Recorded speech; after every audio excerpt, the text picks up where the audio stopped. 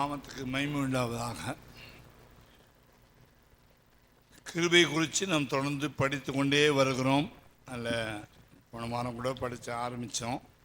பேதுருவின் புஸ்தகம் 1 பேதுரு 5ஆம் அதிகாரம் 10ஆம் வசனத்திலே சகல கிருபைகளும் பொருந்தின தேவன் என்று வாசித்தோம். 1 பேதுரு 5ஆம் அதிகாரம் 10ஆம் வசனம், கிறிஸ்து இயேசுவுக்குள் நம்மை நமது நித்திய மகிமைக்கு அழைத்தருமாயிருக்கிற சகல கிருபையும் பொருந்தின தேவன் தாமே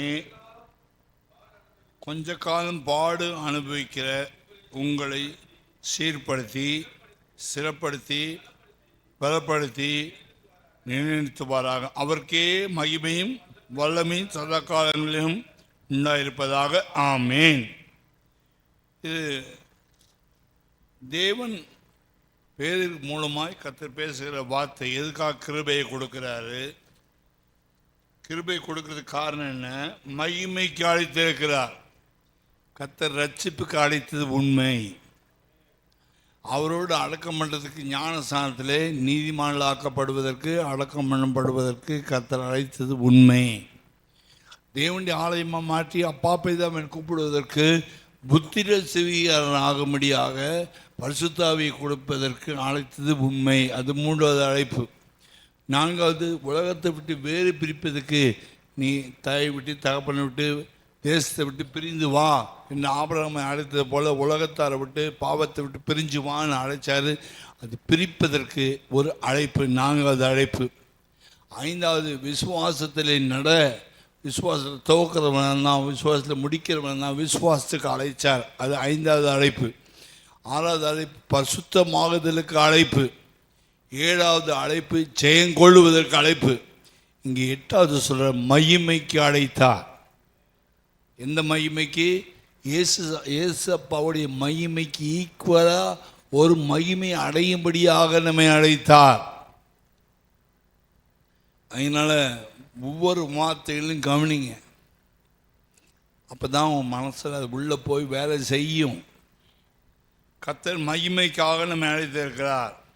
அந்த மகிமை கொடுக்கணும்னா அவர் என்ன செய்யணும்? கொஞ்ச காலம் பாடுகள் உண்டு, சில போராட்டங்கள் உண்டு. அந்த போராட்டங்கள் வழியாக கடந்து போகும்போது கர்த்தர் கொஞ்சம் கொஞ்சமாக சீர்படுத்தி அப்புறம் ஸ்திரப்படுத்தி அதுக்கப்புறம் கர்த்தர் பலப்படுத்தி அப்புறம் சிங்காசனத்தில் உட்கார வைப்பார். லிஃப்ட் பண்ணி ஷிஃப்ட் பண்ணி எஸ்டாப்ளிஷ் பண்ணி செட்டில் பண்ணுவார். ஆமேன்.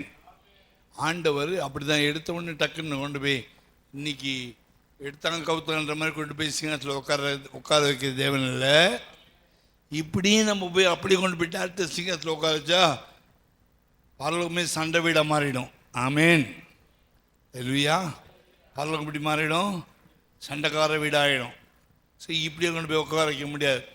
நீ பச்சை மீனாக இருக்கணும், இதை செதுக்கணும், இதற்கு செதில் எடுக்கணும், இது ஓரமில் ரெக்கைகளை வெட்டணும், அப்புறம் தலையை துண்டாக்கணும், அப்புறம் பீஸாக போடணும். அதெல்லாம் பீஸாக போட்ட பிறகு அதில் நாற்று அடிக்காதபடிக்கு மஞ்சள் தூள் போடணும், அப்புறம் மஞ்சள் உப்பை போடணும், கொஞ்சம் புளியை போடணும். எல்லாம் பண்ண தான் நாற்றம் போகும். அதெல்லாம் போடுற வேலை தான். சபையில் உப்பு போடுறாரு, புளியை போடுறாரு, மஞ்சத்தூளை போடுறாரு. மஞ்சத்தூள் போட்டதுன்னு இப்போ மீன் என்ன செய்து, ஐயோ எரியுதே பாஸ்டர், ஏன் பாஸ்டர் மஞ்சத்தூள் போட்டிங்க, ஏன் பாஸ்டர் உப்பை போட்டிங்க, ஏன் பாஸ்டர் மிளகாத்தூள் போட்டிங்க? அது போட்டதுனால நாத்தம் போவோம். ஆமேன். விளங்குச்சா? பாஸ்டர் மேலே நீங்கள் தயவுசெய்து கோவப்பட்டுக்காதீங்க, தான் உண்மை. நாம் தான் மீன்கள். என்னை கூட பக்குவப்படுத்துறதுக்கு எங்கள் பாஸ்டர் உப்பு போட்டார், மஞ்சத்தூள் போட்டார், புளி போட்டார், மிளகாத்தூள் போட்டார், இது தான் செஞ்சுது. இன்றைக்கி பக்குவமாக நிற்கிறேன்னா எவ்வளோ ஒரு ஊழியக்காரன் என்னை பக்குவப்படுத்தினா. அல்லேலூயா. ஸோ அப்படிப்பட்ட ஊழியக்காரர்களுக்கு நீங்கள் தான் நன்றியாக இருக்கணும். உங்களை பக்குவப்படுத்தி சீர்படுத்தி ஸ்திரப்படுத்தி பலப்படுத்தி சூப்பராக வறுத்து வஞ்சிர மீன் பிளேட்டில் வச்சோன்னா அது பார்க்கறதுக்கு ஆசையாக இருக்குல்ல. ஆசை பூசை வச்ச ஒன்றும் ஆசையாக இல்லை. அதே வஞ்சிர மீன் வாங்கிட்டு வந்து பச்சையாக வச்சா எப்படி இருக்கும்? சிச்சி கவுச்சிருக்கு உள்ளுப்பா. அதை செஞ்சு முடித்து பக்குவப்படுத்தி பிளேட்டில் வைக்கும் போது தான் அதனுடைய ருசி. அது போல் தான் கர்த்தர் என்ன செய்கிறாங்கன்னா, நம்ம சீர்படுத்தி செதுக்கி பக்குவப்படுத்தி மஞ்சத்தூள் போட்டு எல்லாம் போட்டு அதெல்லாம் போட்டு நல்லா பொரிச்சு அபிஷேக ஆவியானவருடைய எண்ணெய்க்குள்ளே பொரிச்சு எடுத்து மாம்ச வாசனை பச்சை வாசனை இல்லை, பொரிச்ச மீன் ஏசு அமைக்கும் பிரியமான மீனாக மாறி அந்த சிங்காசனம் தட்டில் போய் செட்டில் பண்ணுறாரு. அது பல்லவத்துக்கு வாசனை வீசும். பச்சை மீனை கொண்டு போய் உட்கார வச்சா நாற்றம் அடிக்கும். ஆமேன். அல்லேலூயா. ஆத்துமாக்கள் என்று சொன்னால் மீனை தான் காட்டுது. ஆமேன்.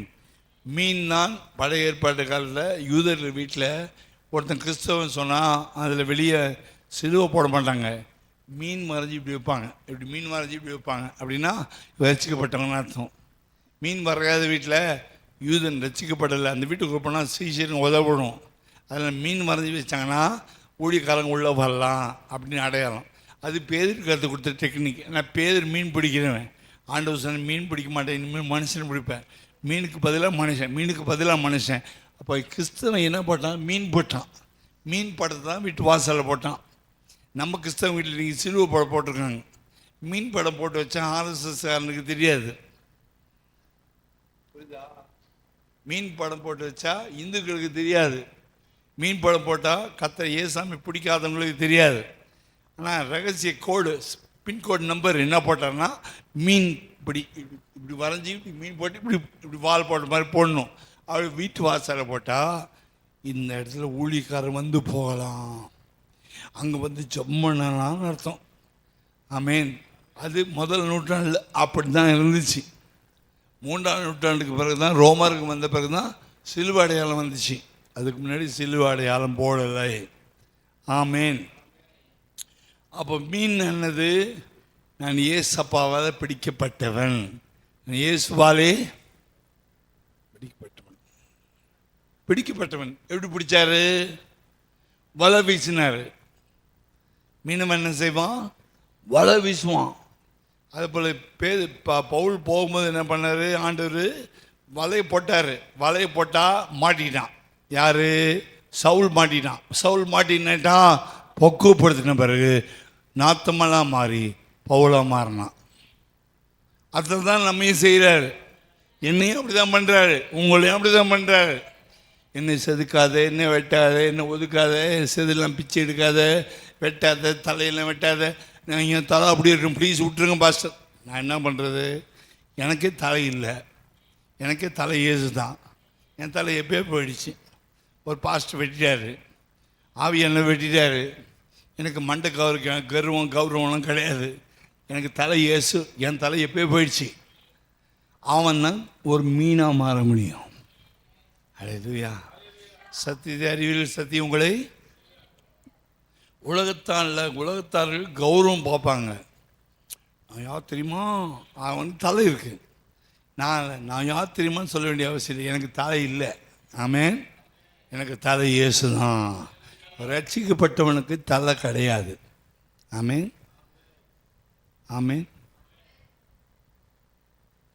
நீங்கள் தலைவரத்தை இஷ்டமாக சாப்பிட்றீங்களா? அந்த பீஸ் இஷ்டமாக சாப்பிட்றீங்களா? எல்லாரும் சொல்லுங்கள். பீஸ் இஷ்டமாக சாப்பிடுவாங்க, மண்டையை வறுத்து கொடுத்தா இஷ்டமாக சாப்பிடுவாங்க. இப்போ மண்டையை கொண்டு வந்து கொடுத்துருக்கீங்க, மண்டு பீஸை கொண்டு வந்து கொடுன்னு சொல்ல மாட்டோம். சொல்ல மாட்டோம், சத்தியமாக சொல்லுவோம். சொல்லாதவங்களும் இப்போ சொல்லாதவங்களும் சொல்லியிருப்பீங்க. உண்மைதான் கண்ணாடி, உண்மைதான் கண்ணாடி, அது மாற்ற முடியாது. ஆமேன். அப்போ மண்டை இல்லாத மண்டையை எடுத்துகிட்டு மண்டைக்குள்ளே எல்லாம் இருக்கும், அதில் கொஞ்சம் குடல் எல்லாம் உள்ளே ஒட்டிகிட்டு இருக்கும். அது க்ளீன் பண்ண முடியாது, கஷ்டம். மண்டை க்ளீன் பண்ணது கஷ்டம். மண்டையும் விடாமல் சாப்பிட்றவங்க சாப்பிட்டோம், அவ்வளோ வேணாம்னு சொல்லி சாப்பிடுங்க. ஆனால் உடம்புல இருக்க பீஸ் வெட்டி அதை வறுத்து பொறிச்சு அதை ருசியாக கொடுத்தவர் தான் இயேசு கிறிஸ்து. இயேசு வறுத்தாரா மீன்? இயேசு மீன் வறுத்தாரா? எங்கே வறுத்தாரு? யோவான் 21ஆம் அதிகாரத்தில் மீன் வறுத்தாரு. சில வீடுங்க சமைக்க மாட்டேன்னுவாங்க. அது பொம்பளைங்க வேலை, ஆம்பளைங்க வேலை கிடையாது. இன்னைக்கு இயேசு மீன் வறுத்தாரு பாருங்க. நானும் கொஞ்சம் சமைக்கிறேன். இப்போ மீன் வறுக்க வச்சுக்கிறாங்க என்ன. கர்த்தர் நல்லவர். யோவான் 21ஆம் அதிகாரத்தில் இயேசு மீன் வறுத்தான்னு இருக்கு பாருங்க. 21ஆம் அதிகாரம், 21ஆம் அதிகாரம். இது சும்மா உங்களை வாங்க இப்போ போய் மீன் பிடிச்சிட்டு வாங்கன்னு சொல்லிட்டாரு சீசனில். பிள்ளைகளே புசிக்கதான் இருக்குதாப்பா அப்படின்னு கேட்டார். ஐயோ ஒன்றும் கிடைக்கலான்ட்டு, போங்கப்பா இதை பிடிச்சிட்டு வாங்கப்பா பசிக்குதுப்பா. அவங்க போய் பிடிச்சிட்டு வர்றதுக்கு போகிறாங்க. போயிட்டு வரும்போது பார்த்தா இவர் கரையில் உட்காந்து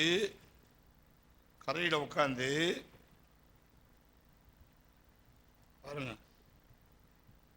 11ஆம் வசனத்தில் பாருங்க.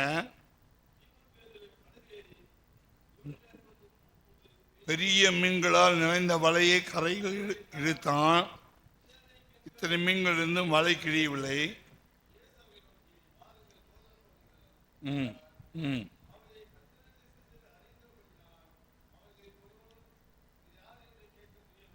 சரி, கொஞ்சம் முன்னாடி 9ஆம் வசனம் வாசிங்க. வந்து இறங்கின போது கரி அடுப்பு. அந்த காலத்தில் கரி அடுப்பு, கேஸ் ஸ்டவ் கிடையாது, பம்ப் அடிக்கிற கரஷன் ஸ்டவ் கிடையாது. கரி நெருப்பை போட்டார். கரி அடுப்பு எரியணுன்னா காற்று வேணும். காற்று நல்லா வீசினா கரி அடுப்பு எரியும். கரி அடுப்பு கொடுத்துருக்கீங்களா இருக்கா தெரியுமா?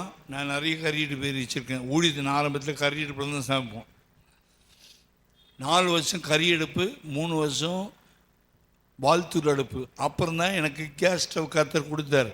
கர்த்தருடைய பரிசுத்த நாமத்துக்கு மகிமை. இந்த ஊழியம் ஆரம்பத்தில் 7 வருஷம் கரி எடுப்போம், வாழ்த்தூர் அடுப்பு தான் சமைச்சோம். அதுக்கப்புறம் 2007ஆம் வருஷம்தான் எனக்கு கேஸ் கிடச்சிது, சிலிண்டர் கிடச்சிது. கர்த்தருடைய பரிசுத்த நாமத்துக்கு. அவ்வளோ ஈஸியாக ஊழியம் ஆரம்பிக்கல, அவ்வளோ ஈஸியாக ஊழியம் வளரல. கடினமான ஊழியம், ஆரம்பம் கஷ்டம். அப்போ அந்த கரி அடுப்பு எரியுது, அது மேல் மீன் வைத்திருக்கிறதையும் பார்த்தீங்களா. இவருக்கே பசிக்குதுன்னு தான் வந்தார். பசிக்குது சாப்பிட கொடுங்கன்னு கேட்டு வந்தார்.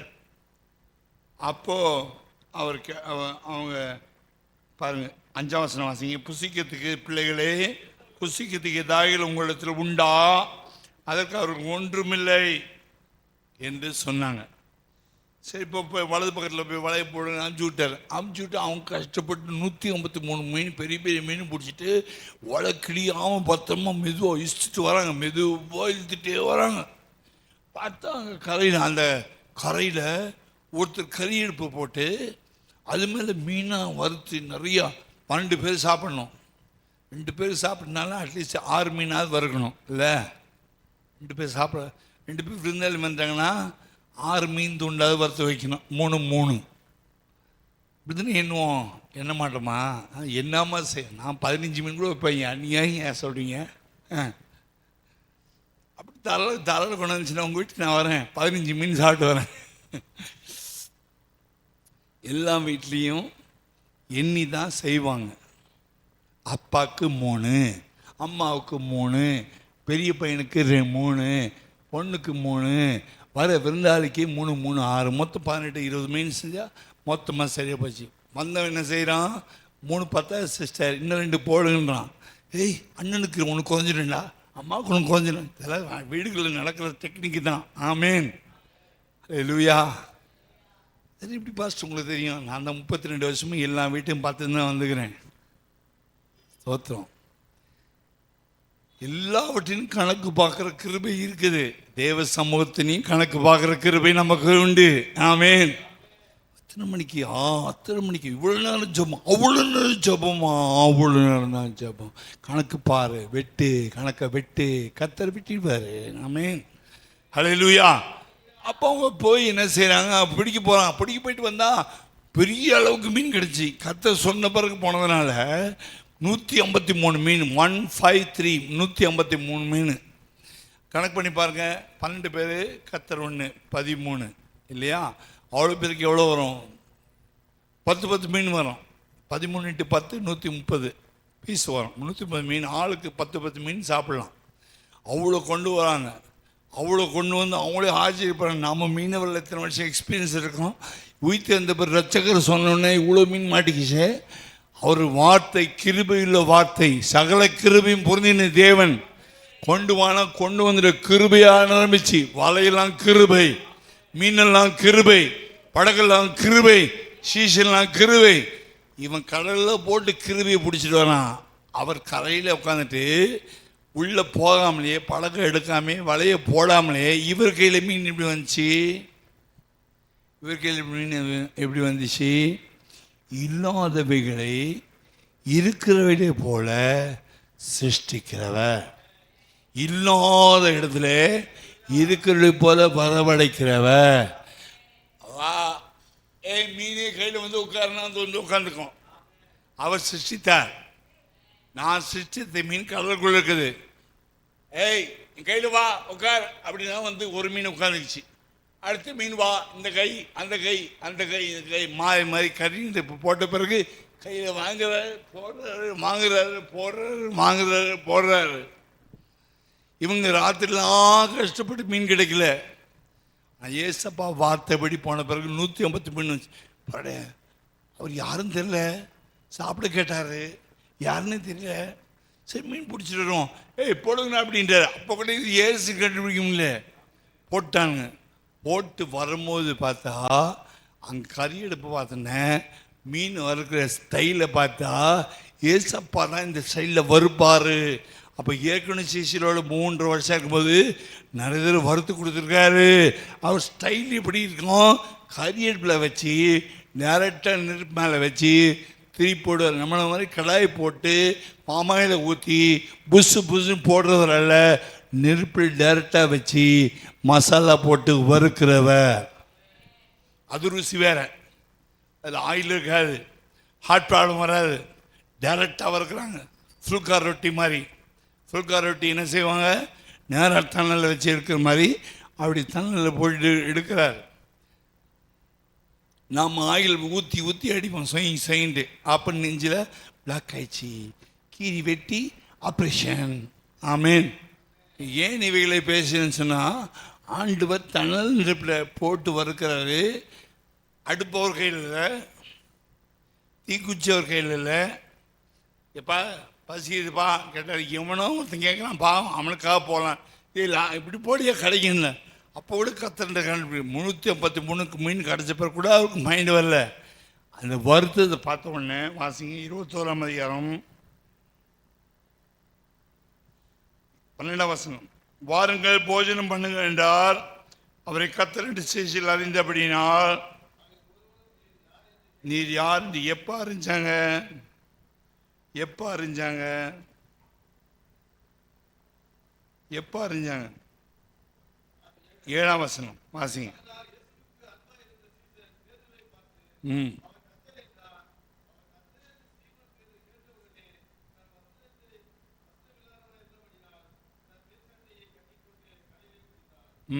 இப்போ மீன் கிடைக்க போகுதுன்னு சொன்னோன்னே இப்போ அந்த பக்கம் போடுன்னு சொல்கிறாரு. மீன் அகப்பட்டதுனால தான், அதை இழுக்க முடியாமல் இருந்ததுனால தான், இது ஆண்டவர் தான் இந்த அற்புதம் செய்ய முடியும், வேறு யாரும் இந்த டைமில் மீன் கிடைக்கிறதுக்கு வாய்ப்பு இல்லை, சான்ஸ் இல்லைன்னு சொல்லி கத்தரண்டி எப்போ அறிஞ்சாங்கன்னா மீன் கிடைச்ச பிறகு தான். மீன் கிடைக்காத போது கத்தரை அறியல, மீன் கிடைச்ச பிறகு தான் கத்தரை அறிஞ்சாங்க. ஒரு ஆசீர்வாதம் கிடைக்கிறதுக்கு முன்னாடி கத்தரை அறியாமல் இருக்கக்கூடாது. ஆசீர்வாதம் கிடைக்கிறதுக்கு முன்னாடியும் கத்தரை அறியணும், ஆசீர்வாதம் கிடைச்ச பிறகு கத்தரை அறியணும். ஆபத்து காலத்தில் என்னை கூப்பிடு, நான் விழிப்பேன், நீ மேம்படுத்துவான் என்று சொன்னார். ஆசீர்வாதம் கொடுத்த பிறகு தான் கத்தரை அறியறது ஒரு கூட்டம். அது அப்போ இருந்தாங்க. இப்போ இவர் என்ன செய்யறன்னா, நீ ஆசீர்வதிக்கிறவர் பெருசா, ஆசீர்வாதம் பெருசுனா நீ ஆசீர்வாதத்தை பண்ணுறதுனால நான் கத்தரேன்ட்டு புரிஞ்சுக்கிட்டீங்க. இப்போ நீ கொண்டு வந்ததை வச்சு நான் இப்போ பார்த்தேன்னா என் சாமர்த்தியம் என் முயற்சி இப்படி திருப்பி போட்டுருவீங்க பிளேட்டை. அதனால் நீ அதை போடுறதுக்கு முன்னாடி நீ கொண்டு வராமலேயே நான் வறுக்கிறேன்ப்பா. ஐ மீன் நீ கொண்டு வராமலேயே, நம்ம கடலுக்குள்ளே போகாமலேயே, படகுல ஏறாமலேயே, வலைக்குள்ளே போகாமலேயே நான் மீன் பிடிச்சி இதை வறுத்து வச்சுருக்கேன் பாரு. இப்போ எத்தனை பேர் மீன் வளர்த்துருக்கணும்? இதே போல் ஒரு 153 மீன் என்ன செஞ்சிருக்கணும்? அது வறுத்துருக்கணும். விளங்கலையா? எப்படி வச்சு அவன்கிட்ட வலை கிழிய முடியாதபடி கிழித்து வராங்க. இவர் வலையே போடாமே இவர் வறுக்கிறார். அப்போது தேவனுடைய வார்த்தை வல்லமை உள்ளது. ஆனால் தேவன் சர்வ வல்லமை உள்ளவர், சகல கிருபையும் பொருந்தின தேவன் என்பதை அந்த கரி நெருப்பில் போட்டு அவர் சகல கிருபையும் பொருந்தின தேவன். இப்படி அர்த்தம் என்னென்னா, பிதாவாகிய தேவன் என்னை கல்வாரி சிலுவையிலே நொறுக்கினார், நான் வறுக்கப்பட்டேன், நான் சுடப்பட்டேன், நான் அப்பமா மாறினேன், நான் 3ஆம் நாள் உயிரோடு எழுந்தேன், நானே ஜீவ அப்பம் நானே என்பதை விளங்க பண்ணும்படியாக இந்த மீனை வறுக்கிற காரணம், நான் வறுக்கப்பட்ட பிறகு, நான் புடமிடப்பட்ட பிறகு, நான் சுடப்பட்ட பிறகு இது இருக்கிறவராகவே இருக்கிறேன் என்பதை காட்டுகிறார், வறுத்து காட்டுகிறார்.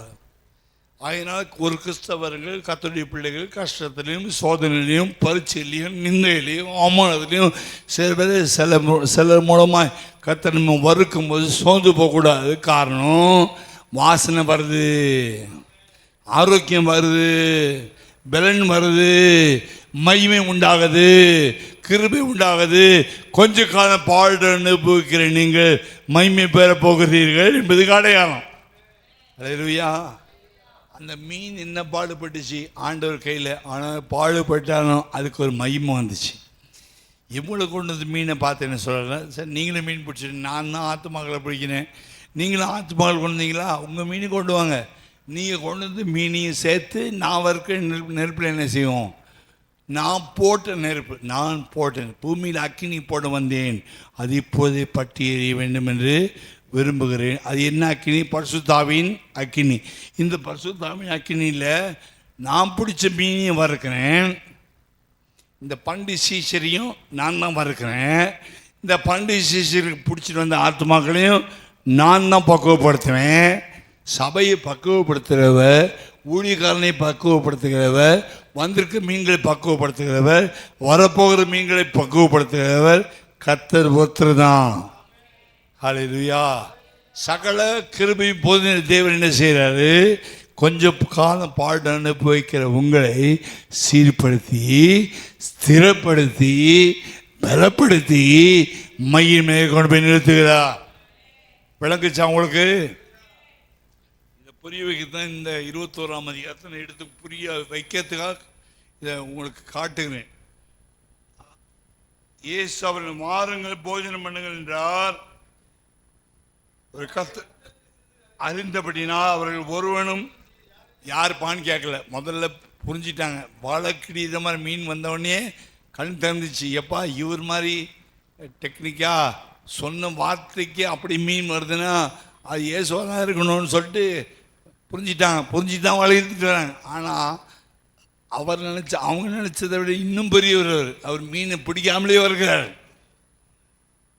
இல்லாத இடத்துல எல்லாவற்றையும் கொண்டு ஆபிரகாமுடைய சரீரம் செத்து போச்சு. செத்து போன சரீரத்தில் அவனுக்கு சான்ஸே இல்லை. 99 வயசு ஆகி போச்சு. சான்ஸே இல்லை, வாய்ப்பே இல்லை ராஜா, வாய்ப்பே இல்லை. அவனுக்கு ஒரு குழந்தை பிறக்கணும் வாய்ப்பே கிடையாது. அவனுக்கு விசுவாசமே டவுன் ஆகிற மாதிரி ஆயிடுச்சு. வீக் ஆகலை, ஆனால் விசுவாசம் வீக் ஆகலை. வாய்ப்பு டவுன் ஆயிடுச்சு, ஆனால் விசுவாசம் வீக் ஆகலை. நம்பிக்கை வீக் ஆகலை. ஸ்ட்ராங்காக இருக்கான், உறுதியாக இருக்கான்.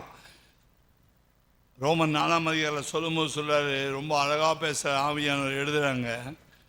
அவன் விசுவாசத்தில் வீக் ஆகலை, எல்லாம் வீக் ஆகிடுச்சு. உடம்பு வீக் ஆகிடுச்சு. 17ஆம் வசனம் 4:17 அநேக ஜாதிகளுக்கு உன்னை தகப்பனாக ஏற்படுத்தினேன்.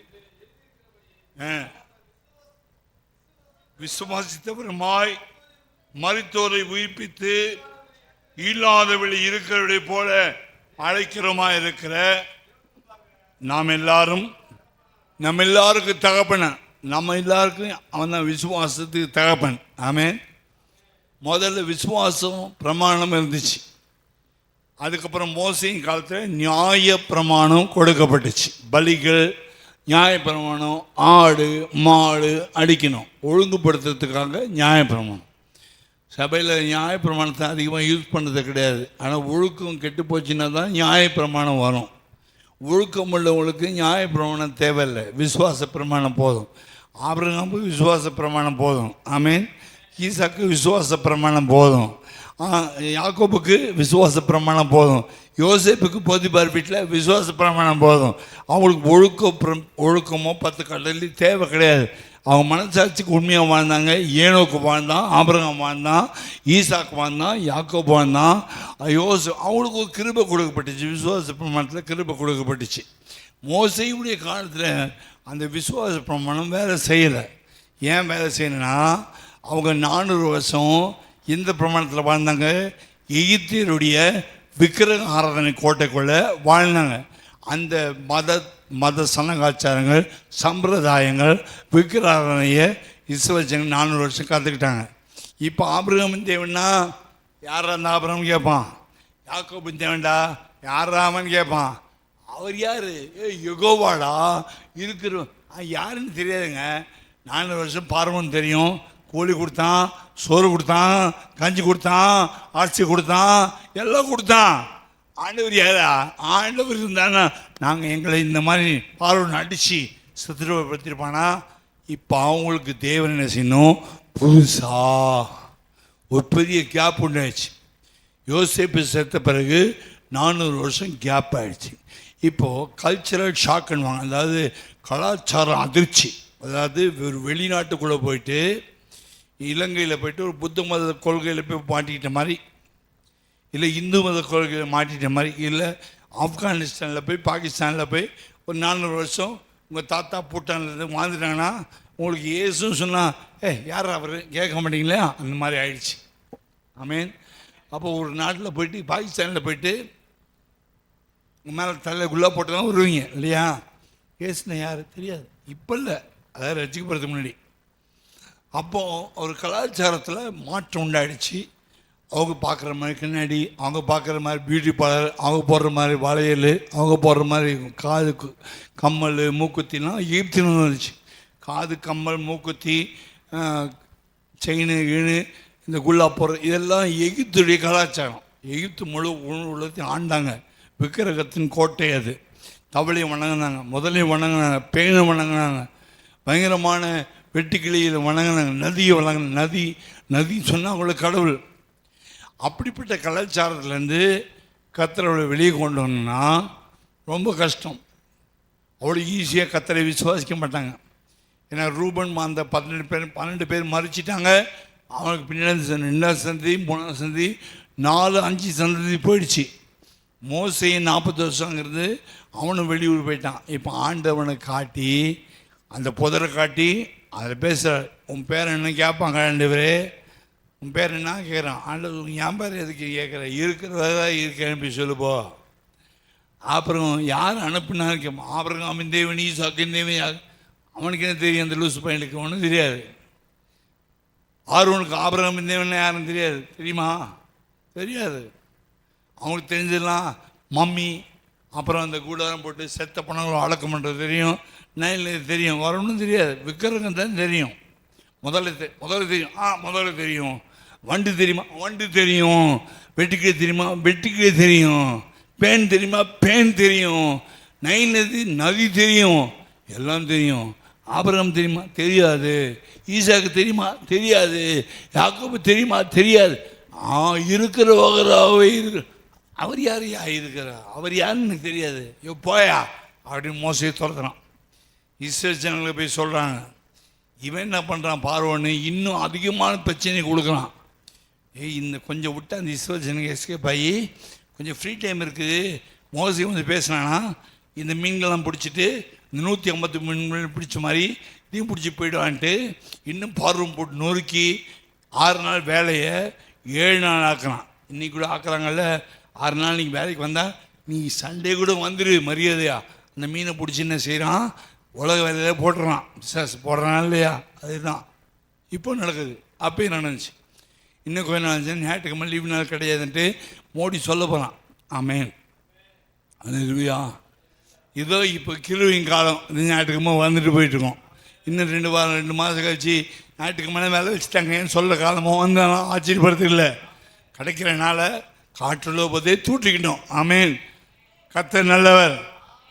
அப்போ சொல்லும்போது அவன் முடியாதுன்றான். அப்போ கர்த்தர் சொல்கிறான், அடையாளம் போடுறேன், கொம்பை போட கீழே பாம்பை மாறும். அவனும் போடுவான். பாம்பை முள்ளால் தான் எடுக்கணும். அதனால் போடுறா பாம்பை. அவனும் போடுவான். அவனுக்கு மந்திரவாதிகள் இருக்காங்க. நான் மந்திரவாதி இல்லைன்னா தேவனாய் கர்த்தர் போடுறானே போட்டேன்னா அவனும் போட்டான். அவ்வளோத்தையும் முழுகிச்சு. ஏதாவது முழுங்கி பாம்பாக இருக்குது. அது முழுங்கல, அது சர்வலோகத்தையும் முழுங்கினோம். ஆமென். அவர் சர்வ வல்லமையும் சகல கிருபையும் பொருந்தின தேவன். எல்லாத்தையும் முழுகிட்ட பிறகு அப்புறம் அந்த அடையாளங்கள் ஒன்றா செஞ்சு நதி உண்டிய கடவுளா உங்கள் சாமியை பலான்னு கத்தரை அடிச்சா, கொம்பு வச்சு அடித்தா நதி சிகப்பா கவுச்ச நாத்தம் அடிக்கிற ரத்தமாக மாறிடுச்சு. தண்ணி இல்லை ராஜா, தண்ணி இல்லை. நைல் நதி தான் கடவுள். மொண்டுக்கெல்லாம் வந்தால் நதியே கண்ணீர் ரத்தம் ஓடு, ரத்த கண்ணீர் வருது. நதிக்கு ரத்த கண்ணீர். குளத்தை தோண்டினா ரத்த கண்ணீர், கிணத்தை தோண்டினா ரத்தம் வருது. எங்கே திரும்பினாலும் ரத்தம். பாம்பு போட்டு குளிக்கலான்னு பார்த்தா ரத்தம் ஊற்றுது. குளிக்க முடியுமா? எய்த்தியர் இருக்கிற ஊரில் மட்டும்தான் ரத்தம். அதே ஊரில் ஒரு சின்ன ஊருக்குள்ளே ஜனங்க ஊரில் பம்பு போட்டால் பம்பு அடித்தா நல்ல தண்ணி வருது. இவங்களுக்கும் அவங்களுக்கு வித்தியாசம் ஒன்று பண்ணுகிறார். கிருபை உள்ளவங்களுக்கும் கிருபை இல்லாதவன் ரத்தம் குடிக்கணும். கிருபை உள்ளவனுக்கு நல்ல தண்ணி. ஹல்லேலூயா. கிருபை உள்ளது, சகல கிருபை. இது இந்த ஊரில் ரத்தம், அந்த ஊருக்குள்ளே குட்டி ஊரில் தண்ணி. ஆமீன். எப்படி இருக்கும்பாங்க. சென்னை முழுசும் ரத்தம் வந்துச்சு. குரோம்பட்டை மாத்திரம் நல்ல தண்ணி வந்துச்சுன்னா உலகமே குரோம்பட்டை எங்கே இருக்குது, மேப்பில் எங்கேடா குரோம்பட்டு இருக்குன்னு தெரியாத குரோம்பட்டு கூட எல்லாம் தெரிஞ்சு போயிடும். ஆமீன். இன்றைக்கி வெற்றி தேட்டரில் ஒரு கொலை நினச்சி பாருங்கள். அது நீங்கள்லாம் பிறக்கிறதுக்கு முன்னாடி இருக்கிற நினைக்கிறேன். நான் ஸ்கூலில் படிக்கும்போது அகரன் நாராயணன் ஒரு கொலை பண்ணான். இந்த வெற்றி தேட்டருக்குள்ளே 6 பேர் 8 பேர் ஒரே ராத்திரியில் சினிமா நடக்கும்போது கொலை பண்ணான். அப்போ தான் வெற்றி தேட்டரும் குரோம்பட்டு ஃபேமஸ் ஆச்சு. 78ஆம் வருஷம். ஆமீன். நீங்கள் கொஞ்சம் பேர் பிறந்திருக்க மாட்டீங்க இல்லையா? 78 பிறந்திருக்க சான்ஸ் இல்லை. நீங்கள் பிறக்கிறதுக்கு முன்னாடி இந்த காலேஜ் ஸ்கூலில் படிக்கும்போது நாங்களாம் வெற்றி தேட்டருக்கு பிள்ளைங்கள்லாம் வந்து அந்த கொலை பண்ண பாடியெலாம் பார்த்துட்டு போனோம். வேங்கதா? ஆனால் நான் நேற்று தான் நீ தான் பிறந்திருக்கேன். எனக்கு ஒன்றும் தெரியாது. கர்த்தர் ஆசீர்வதிப்பாராக. அப்போது அந்த குரோம்பட்டுன்னு ஒரு ஊர் இருக்குதுன்னு எப்போ ரொம்ப ஃபேமஸ் ஆச்சுன்னா, வெற்றி தேட்டரில் நடந்த கொலை 9 பேர். நீ கேள்விப்பட்டீங்களா? அகரநாராயணன். இந்த ஊரில் வாழ்கிறீங்க, கொஞ்சம் வாசனை மீன் வாசனை வந்திருக்கோம். ஆமேன். வெட்டி கொலை பண்ணப்பட்டாங்க. பயங்கரமான சாவு. குரோம்பட்டுனா என்னன்றது அன்றைக்கி தான் தெரியும். 78. அதே குரோம்பட்டு தான் வந்து பேசிகிட்டு இருக்கேன் இப்போது. ஆமேன். குரோம்பட்டு என்னன்றது எனக்கு தெரிஞ்சு தான் வந்திருக்கேன். ஆமேன். ஹல்லேலூயா. பயங்கரமான வெற்றின்னு பேர் தேட்டருக்கு. ஆனால் சாவு. அதில் தேட்டருக்கு அதுக்கப்புறம் கொஞ்ச நாள் தேட்டரை மூடி வச்சுட்டாங்க. ஒரு 6 மாதமோ 8 மாதம் மூடி வச்சுட்டாங்க. அப்புறம் மந்திரவாதிகளை வச்சு மந்திரம் பண்ணி பூஜை பண்ணி அதை பண்ணி இதை பண்ணி மறுபடியும் தேட்டர் ஓடுது. அந்த 9 பேய் அங்கே தான் நடமாட்டிகிட்டு இருக்குது. அது போகாது. கர்த்தர் ஆசீர்வதிப்பாராக. ஏன் இவைகளை நான் உங்களுக்கு தெளிவாக பேசுகிறேன்னா, அந்த மோசே சொல்லின தெய்வம் யாருக்குமே தெரியல. இஸ்ரவேல் ஜனங்களுக்கு தெரியல. ஆண்டவர் பாலும் தேனும் ஓடுறதை கொண்டு போகிறேன்னு சொன்னாலும் அவள் கொடுமை ஜாஸ்தியான உடனே கர்த்தர் பார்க்குற கண்கள் இல்லை. 400 வருஷம் அடைக்கப்பட்ட கண்ணை திறக்க முடியல. ரொம்ப கஷ்டப்பட்டார் ஆண்டவர். எப்போ கண்ணு திறந்துச்சுன்னா பட்டார் நைல் நதி அடித்தான் பாருங்க. அது ரத்தமாக மாறின பிறகு தான் இஸ்ரவேல் ஜனங்க பார்த்தாங்க, டேய் இந்த பார்வோன் வணங்குற கடவுளோ நைல் நதி கடவுள் இல்லை, எங்கள் அப்பா ஆபிரகாம் தேவன், ஈசாக்கு தேவன், யாக்கோபு தேவன், அந்த அப்பா கடவுளை, பார்வனுடைய அப்பா கடவுளை எங்கள் அப்பா கடவுள் ஒரே அடிப்பட்டான்னு போட்டார். ரத்தமா ஊத்திச்சு கடவுளுக்கு. எங்கள் தெய்வம் தான் உண்மையான தெய்வம். ஹல்லேலூயா. சகல கிருபையில் பிறந்த தேவன். அவர் நினச்சா தண்ணீர் ரத்தமாக மாற்ற முடியும். அவர் நினச்சா அது இருக்கிறதுக்கு முன்னாடி சமுத்திரத்தை ரெண்டை திறக்க முடியும். அவர் நினச்சா முன்னாடி போன அக்கினி சமுத்திரத்துக்கு பின்னாடி போட்டு பார்வம் கிட்ட வராமல் பயமுறுத்த முடியும். அவர் நினச்சா அதே சமுத்திரத்தை பார்வம் உள்ளே வந்த பிறகு க்ளோஸ் பண்ண முடியும். அவர் நினச்சா அந்த மாறாவை மதுரமாக்க முடியும். அவர் நினச்சா 32 லட்சம் பேருக்கு ராத்திரி பகல் சாப்பாடு ஃப்ரீயாக கொடுக்க முடியும். அவர் நினச்சா வியாதியை நம்ம பாதுகாக்க முடியும். அவர் நினச்சா எல்லாருக்கும் பரிகாரி வைத்தியராக்க முடியும். அவர் நினச்சா சுமந்து கொண்டு போக முடியும். அவர் நினச்சா அவர் தரிசனத்தை டைரக்டாக பிரத்யட்சமாய் காட்டி சீன இறங்க முடியும். அவர் நினச்சா அவருடைய செக்கினா பையன் ஜனங்க பார்க்க முடியும். அவர் நினச்சா எல்லாம் செய்ய முடியும். ஆகினால்தான் சகல கிருபையும் பொருந்தின தேவன். ஹல்லேலூயா, ஹல்லேலூயா. அவர்கள் நினச்சி கூட பார்க்கல. இந்த இஸ்ரவேல் ஜனங்களை கர்த்தர் இப்படி நடத்த போகிறாரு. வீடு வாசல், ஊர், 400 வருஷம் வாங்கின சொத்து எல்லாத்தையும் விட்டுட்டு ஒரே நாளில் இந்த பரதேசி நாய்க்கு பின்னாடி, இந்த மோசைக்கு பின்னாடி இப்படி போகிறாங்களே, அந்த கர்த்தர் இப்படி சோறு போடுவார் பார்ப்போம், அந்த கர்த்தர் இப்படி போஷிப்பார் பார்ப்போம், அந்த கர்த்தர் இப்படி தண்ணி குடிப்பா பார்ப்போன்ட்டு ஓடி போனான் பார்வன். கர்த்தர் 40 வருஷம் தண்ணி கொடுத்தாரு, 40 வருஷம் போஷிச்சாரு, 40 வருஷம் சுமந்தார், ஒரு வேலையும் வாங்காமல் சுமந்தார். 400 வருஷம் வேலை வாங்கி அடித்து நாசம் பண்ண கையிலிருந்து விடுதலை ஆக்கி 400 வருஷம் கர்த்தரை தோளியுமே வைத்து சுமந்தார், நடத்தினார். வயிறு வீங்கி போகலை, அவர் கால்கள் வீங்கி போகலை, அவர்களுக்கு நுண்டி யாரும் இல்லை, குருடனி யாரும் பிறக்கலை, ஊனமட்டவன் இல்லை, போலியோ இல்லை, அம்மை இல்லை, கட்டிகள் இல்லை, வியாதிகள் இல்லை, பலவீனம் இல்லை. இந்த மாதிரி ஒரு ஊர்லேயே ஒரு டாக்டர் நீங்கள் காட்ட முடியுமா? இந்த டாக்டர் இந்த ஊரில் இருந்ததுனால இந்த ஊரில் இருக்க 50 லட்சம் பேருக்கு ஒருத்தனுக்கு வயிறு வீங்கல, வைத்தானை போல் வாந்தி எடுக்கல, காலை வீங்கல சொல்கிற ஒரு டாக்டர் காட்டுங்க. எனக்கு தெரிஞ்ச ஒரு டாக்டர் இருக்கார் பைபிளில். 32 லட்சம் பேர் ஒரு பெரிய ஊர், கிராமத்தையே பெரிய பட்டணத்தையே கூட்டு போகிறாரு. அத்தனை பேருக்கு பகலில் ஏசி போடுறாரு. நோ கரண்ட் பில் கிடையாது. நைட்டில் பயங்கரமான குளிரில் பன்னீரை சாகாதபடிக்கு அக்னி சம்பத்தை போட்டு வாமா கோழித்தன் குஞ்சுகளை எப்படி நல்லா வாமா வச்சுக்கமோ, அனலாக வச்சுக்கமோ அதையும் வச்சுக்கிறாரு. நைட்டில் அனல், பகலில் குளிச்சு வாய் வெடிக்கலை, உதட்டு வெடிக்கலை, கண்ணை வெடிக்கலை. வெயில் உஷ்ணத்தினால சிலருக்கு பயங்கரமாக ஸ்ட்ரோக் வந்துடும், மூளைக்கு ஸ்ட்ரோக் வந்துடும். ஸ்ட்ரோக் வரல, வண்ணாந்திரத்தில் கர்த்தர் நடத்துவாருன்னா சகல கிருபையும் பிறந்தது. ஹல்லேலூயா. இப்போ அந்த அந்த காரியத்தை கர்த்தர் ஆபிரகாம் கர்த்தர் காட்டுறார். எப்படின்னா 4ஆம் அதிகாரத்தில் தகப்பனானான்னு போட்டிருக்கு. ஆபிரகாமுக்கு தகப்பன், விசுவாசத்துக்கு தகப்பன். ஆனால் நியாயப்பிரமாணம் ஏன் கர்த்தர் கொண்டு வந்தார்னா, நியாயப்பிரமாணத்தில் கர்த்தர் நல்லவர் என்பதை காட்டினார். ஆனால் நியாயப்பிரமாணம் இஸ்ரவேல் ஜனங்களுக்கு நியாயப்பிரமாணம் சொல்லி கொடுத்தாதான் தேவன் எப்படி ஒழுங்குள்ளவர் நல்லவர் என்பது புரிஞ்சுக்கத்தான் சொல்லி கொடுத்தாரு. தவிர அவங்களுக்கு ஒழுக்கம் இல்லாமல் 400 வருஷம் பார்வன் கீழே வளர்ந்ததுனால இப்போ ஒழுக்கத்தை பார்த்தா பிடிக்க மாட்டேங்குது. யாருக்கு பிடிக்க மாட்டேங்குது? இஸ்ரவேல் ஜனங்களுக்கு. உங்களுக்கு இல்லை, இஸ்ரவேலுக்கு பிடிக்கல. உங்களுக்கு ஒழுங்கு ரொம்ப பிடிக்கும். நீங்கள் ஒழுக்கத்தை விரும்புகிறீங்க. கர்த்தர் ஒழுங்குள்ளவர், நானும் ஒழுங்குள்ளவர், நீங்களும் ஒழுங்குள்ளவர். அந்த ஒழுங்கும்படி தான் கரெக்டாக 8 மணிக்கு வந்துடுறீங்க, ஒழுங்கும்படி ஆராதிக்கிறீங்க, ஒழுங்கும்படி ஜெபம் பண்ணுறீங்க, ஒழுங்குபடி சனிக்கு வந்துடுறீங்க. ஒழுங்குன்னு சொன்னால் அப்படியே மிலிட்ரி மாதிரி இருக்கிறீங்க. கர்த்தர் ரொம்ப நேசிக்கிறாரு. ஆமென், ஹல்லேலூயா.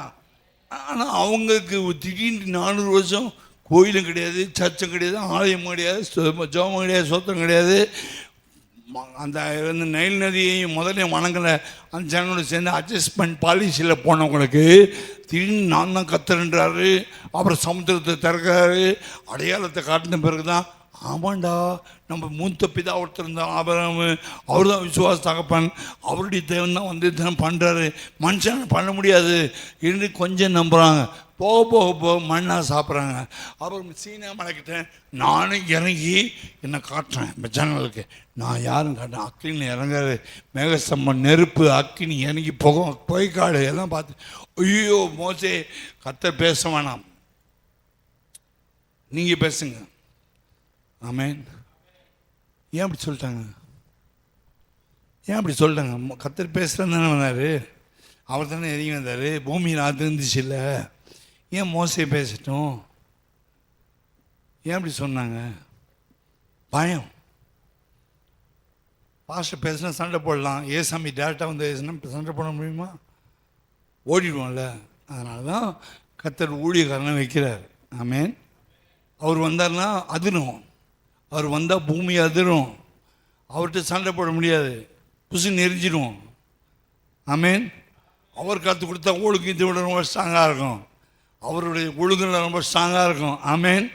அவர் இறங்கி வந்தார்னா அவர் பேச அப்பாலே போய் சாத்தானே சொல்லுவார், நான் அது பிரியமானவர்களையே பேசிட்டு போகிறேன். ஆமென். அவர் அப்படி பேச வந்து டேரெக்டாக இறங்கிட்டான்னு நம்முடைய ஒழுங்கெல்லாம் பார்த்து அப்பா அப்படி நானே இப்படி ஷாக் ஆகிட்டேன்னு வரேன் ஆண்டவர். ஆமென். தேவன் நான் கர்த்தர் மோசே மாதிரி கர்த்தருக்கு உங்களுக்கு கர்த்தர் வச்சுக்கிட்டாரு. நான் உங்களுக்கு அன்பாக இருக்கிறேன், ஏதோ பேசுகிறேன், கொஞ்சம் லைட்டாக ஒழுங்குபடுத்துகிறேன், கொஞ்சம் தட்டி கொடுக்குறேன், கொஞ்சம் சரிப்படுத்துகிறேன், கொஞ்சம் பக்குவப்படுத்துகிறேன். ஆனால் அவர் டேரெக்டாக இறங்கி பேசினா ஐயோ பேசாமல் எங்கள் பாஸ்டை அனுப்புங்கப்பா ஐயா, நீங்கள் போயிடுங்க ஏன்னு திட்டுவீங்க ஆண்டவர். ஆமென். இத்தனை பேர் என் கூட ஒத்துக்கிறீங்க? டேரெக்டாக இறங்கி வந்தால் என்ன ஆகும்ன்றது கொஞ்சம் யோசித்து பார்த்துட்டு பேசுங்க. ஆமென். அதுக்கு தான் உங்களை நேசிக்கிறதுக்கு, உங்களை சரிப்படுத்துறதுக்கு, உங்களை ஒழுங்குபடுத்துறதுக்கு ஒரு மோசையை கர்த்தர் வச்சார். அப்போ ஆண்டவர் சொல்கிறார், அந்த ஜனங்க சொல்கிறாங்க, ஆண்டவர் எங்களோட பேச வேண்டாம், மோசையே பேசட்டும். அப்போ மோசை என்ன பண்ணுறான், முகத்தை முக்காடை போட்டுட்டு அவங்களோட பேசுகிறான். இவ்வளவும் பார்த்த ஜனங்களும் கூட கொஞ்சம் காலம் ஆண்டவரை டைரெக்டாக பார்த்த ஜனங்கள் கூட கொஞ்ச நாட்களில் பொன் கண்டு ஊட்டி செஞ்சாங்க. செஞ்சபோது மோசே சொல்கிறான், ஆண்டவரே பேசாமல் என்ன க்ளோஸ் பண்ணிட்டேங்க, மக்களை ஒன்றும் செஞ்சிடாதீங்கன்னு கெஞ்சிடான். அது ஆண்டவர் என்ன சொல்கிறாரு வாசிங்க. யாத்திராமத்து புஸ்தகம் 33ஆம் அதிகாரம் 12 19. 12 யாத்திராமும் 33 12 19.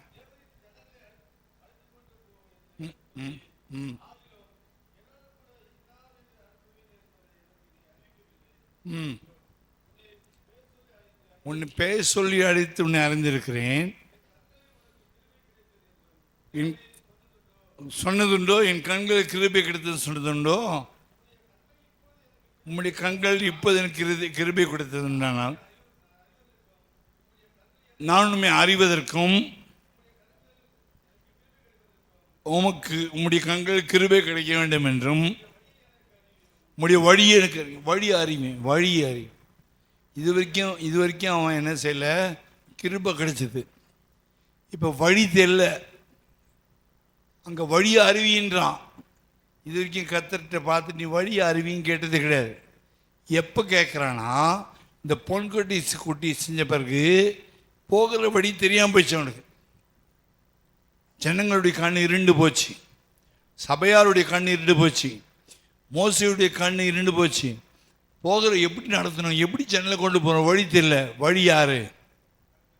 இயேசு தான் வழி, நானே வழி சத்தியம். இது வரைக்கும் வழி அவன் கேட்கல. இது வரைக்கும் வந்தான், மேக சம்பவம் அக்னி சம்பவம் இது போயிட்டே இருந்தான், கண்ணு மூண்டிட்டு போயிட்டே இருந்தான். இப்போ திருட்டு மேக சம்பவம் காணா, அக்னி சம்பவம் காணாம். இப்போ ஜனங்க பொன்கட்டி குடிச்சதுன்னா மேக சம்பவம் பிரசன்னம் போயிடுச்சு, தேவ சமூகம் போயிடுச்சு. ஜனங்கள்லாம் பாவம் செஞ்சுட்டாங்க. நானும் அந்த காரியத்தில் கொஞ்சம் வைராக்கியமாக இந்த கற்பலையெல்லாம் உடச்செல்லாம் பண்ணிட்டேன். இப்போ என்ன செய்யணும், வழி எனக்கு தெரியல. ஜிபிஎஸ் அவுட் ஆகிடுச்சு, நெட் அவுட் ஆகிடுச்சு, மேப் வரல, கூகுள் மேப் வரல, நேவிகேஷன் வரல, மன்னாரத்தில் நடுவணில் மாடி உட்காந்துருக்கோம். ஆண்டவரே வழியை எனக்கு காண்பித்தரணும். தேவனுடைய கிருபை இந்த மாதிரி போயிடுச்சுன்னா போகிற வழி கட்டிங் ஆகிடும். ரொம்ப ஜாக்கிரதை, உங்களுடைய கிருபை எனக்கு காண்பித்தரணும் அப்படி சொல்லிட்டு உங்களுடைய வழியை காண்பித்தரணும். இப்போ மோசேக்கு கூட திடீர்னு வழி கட்டாயிடுச்சு. சில வேளை விசுவாசிகளுக்கு சரி, சில வேளை ஊழியக்காரர்களுக்கு சரி, வழி தெரியாமல் திகச்சு தடுமாறி அப்படி நிற்போம். ஏன்னா கிருபை கிடைக்கிது, வழி கிடைக்கல. திசை அறியாது தீயங்கின பாதைகள் தீபம் என் இயேசுதானே. நான் புகழ்ந்திடுவேன் அவர் நாமத்தையே, என் நாவல் தீர நீதம் பாடிடுவேன்.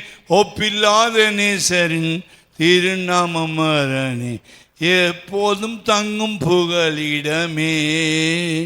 ஒப்பில்லாத நேசரின் திருநாமம் மரணே, எப்போதும் தங்கும் புகலிடமே. திசை அறியாத தீங்கின வேளையில் எனக்கு தீபம் இயேசுதான். இங்கே கிருபை இருக்குது, கண்களுக்கு கிருபை கிடைச்சது, ஆனால் வழி தெரியல. ஏன் வழி தெரியலன்னா, ஜனங்கள் செய்த பொன்கட்டு ஊட்டினால மொத்த பேருக்கு ஜனங்களை ஆஃப் பண்ணிட்டாரு. மோசைக்கு கூட கண்ணு தெரியாம குருடனை அடியாத வழியில் நடத்துகிற கத்த குருடனாக வேண்டிய ஊழியக்காரனையே கத்த குருடன் ஆக்குகிறார். சபை பெரிய தவறு செய்யும் போது தேவனுடைய ஊழியக்காரருடைய கண்களை கூட தெரியாமல் போயிடும். ஏன் தெரியுமா? தேவனுக்கு நம்மேல் பிரியம் இல்லாமல் போச்சுன்னா, மேகஸ்தமும் அக்கினிசம் வெளிக்கு போச்சுன்னா வழி தெரியாது.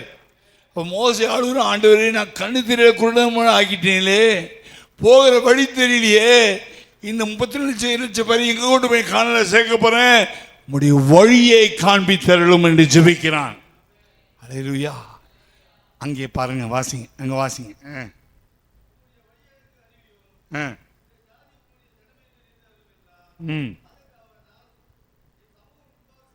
என் சமூகம் திரும்பி உனக்கு வரண்டா, அனுப்போண்டா, என் சமூகம் முன்னாடி போண்டா, கவலைப்படாதா, உனக்கு முன்பாக செல்லும், உனக்கு இளைப்பாறுதல் தருவேன். ஒருவேளை உங்க சமூகம் எனக்கு முன்னாடி வராமல் போச்சுன்னா, எங்களை இந்த இடத்துல சாகடிச்சுனா எங்களுக்கு கொண்டு போகாதீங்க. உங்களுடைய சமூகம் இல்லைன்னா எங்களுக்கு ஆசீர்வாதம் இல்லை, உங்களுடைய பிரசன்னம் இல்லைன்னா எங்களுக்கு ஆசீர்வாதம் இல்லை, உங்களுடைய பிரசன்ஸ் எங்களோட இல்லைன்னா எங்களுக்கு நன்மை வராது. பாம்பு கடிச்சிடும், பூரம் கடிச்சிடும், தேள் கடிச்சிடும், சூனியக்காரன் மேற்கொள்வான், மந்திரவாதி மேற்கொள்வான், யோதனை கிடக்க முடியாது, பாலந்தேன் அடைய முடியாது. அவங்க கையில் மாட்டி சாகிறத விட உங்கள் கையாலே பிடிச்சிடுங்க ஆண்டவரேன்னு கேட்குறான். பார்த்தீங்களா? அவன் சமூகத்துக்காக அழுகுறான், தேவ பிரசனத்துக்காக அழுகுறான். உங்கள் சமூகம் இல்லைன்னா எங்களுக்கு நடக்க தெரியாதப்பா, எங்களுக்கு அறிவு இருக்குது, ஞானக்கு சொல்லி நடந்து போயிட்டுன்னா இதை கொள்ளிவாய் சர்ப்பம் கடிச்சிடும், இல்லை சத்ருக்களை அடித்து போட்டுருவாங்க, நான் உயிரோடு இருக்குவேன். சத்ருக்களை சாகிறதை விட உங்கள் கையாலே செத்துட்டா நல்லாயிருக்கும். அதனால ஞாயிற்றுக்கிழமை வந்து கொஞ்ச நேரம், இவ்வளோ நேரம் அறதானையா அப்படின்னு நினச்சிங்கன்னா அவங்கள்ட்ட சொல்கிறேன், வெளியே போய் சாகிறதை விட கர்த்தர் கையில் சாகிறது நல்லது. அல்லேலூயா.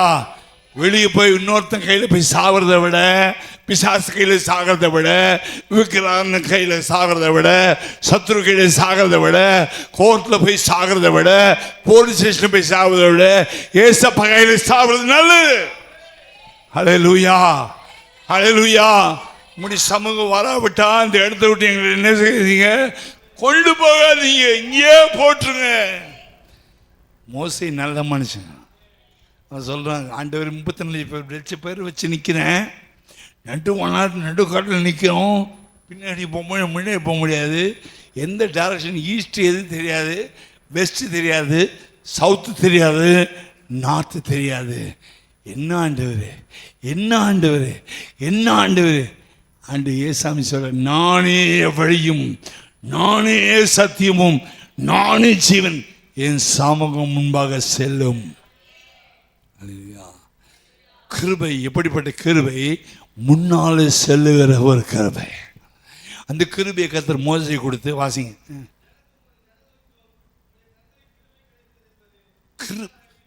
எப்படி அறிவேன் ஆண்டவர், எப்படி ஆண்டவர் கிருபை என்ன ஆண்டவர், வாட் இஸ் கிரேஸ்?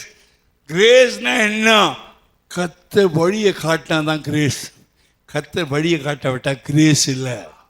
வாசிங்க. நீங்கள் வந்தாதான் தேவானி நதினால் விசேஷித்தவன் ராஜா நான் அதே தினம் யோசிப்பேன். என்னோடு வருவதினால் இங்கே போட்டு வார்த்தை என்னோடு வருவதனால் தானே.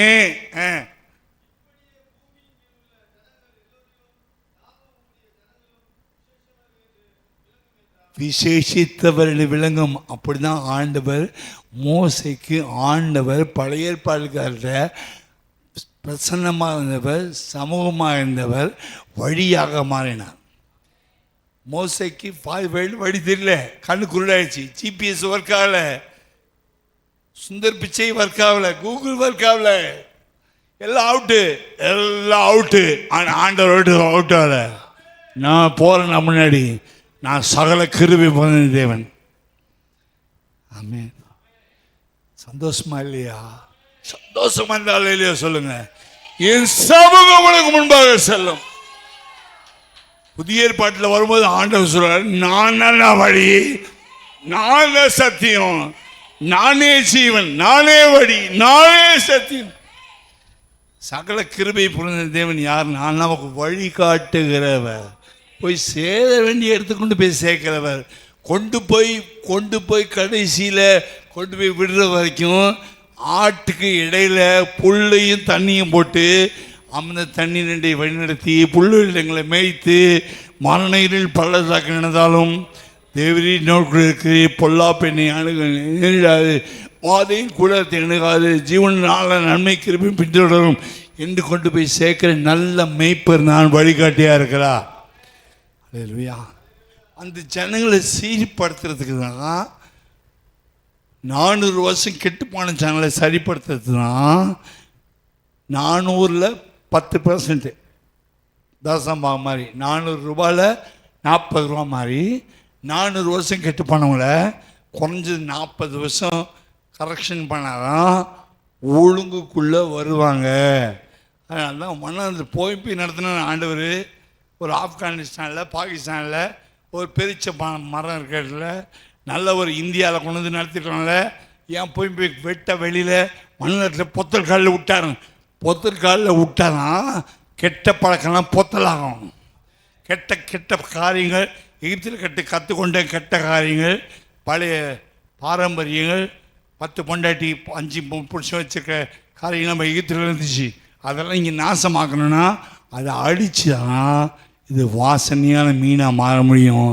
மாவளை கொண்டு போயிட்டு காலம் தேன் ஓடுற காலில் கொடுத்து ஆசீர்வதிக்கிறார். சகல கிருபையும் பொருந்தின தேவன்.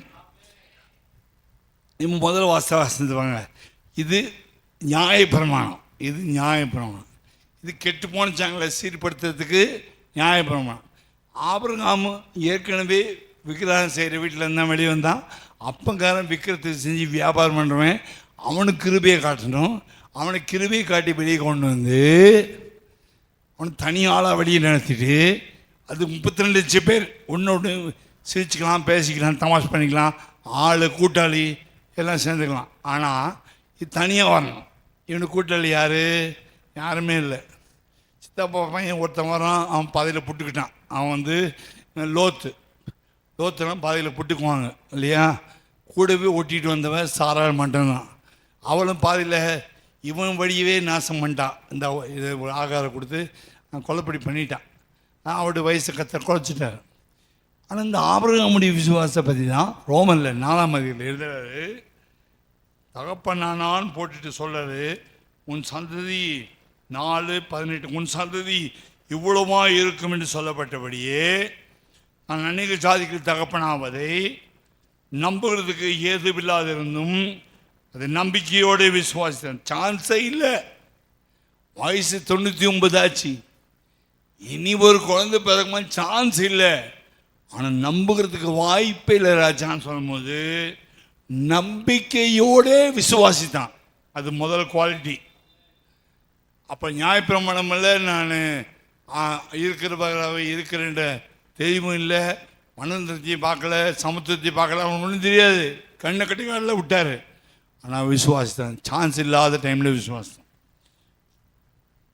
19 அவன் விசுவாசத்தில் வீக்கால சிலருக்கு விசுவாசம் இருக்கும், ஆனால் சூழ்நிலை பார்த்தோன்னு வீக் ஆகிடும். நேற்று நல்ல விசுவாசம் இருந்துச்சியா, நேற்று செம்மையாக ஜெபிச்சேயா, இன்னைக்கு தூக்கமாக அது ஜெபிக்க வரல, விசுவாசம் டவுன் ஆயிடுச்சு. விசுவாசம் டவுன் ஆச்சுன்னா ஜெபம் டவுன் ஆகும். ஆமேன்.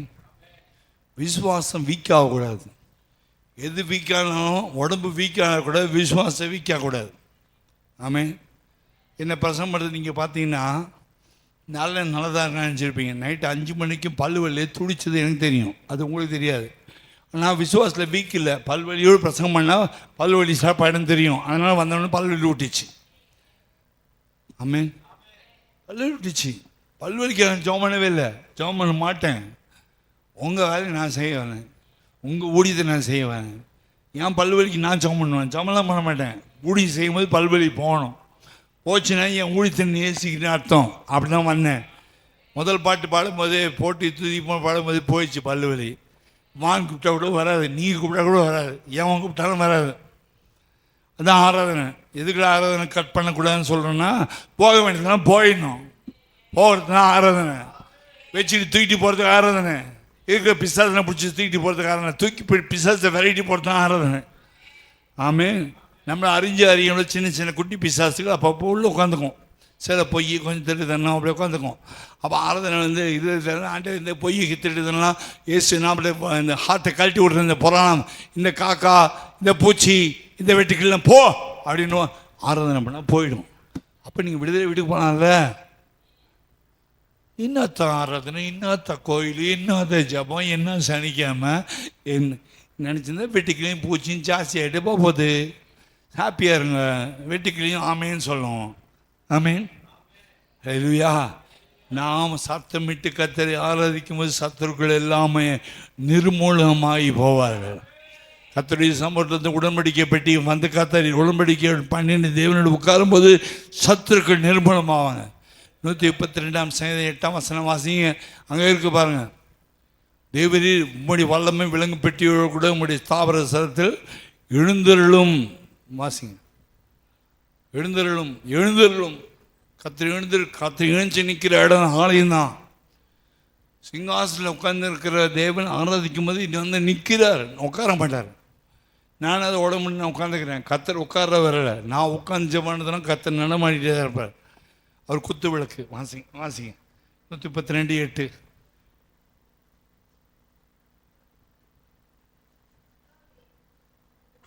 உமது வல்லமை விலங்கு கத்தாவே, உமது வல்லமை விலங்கு பெட்டியோடு கூட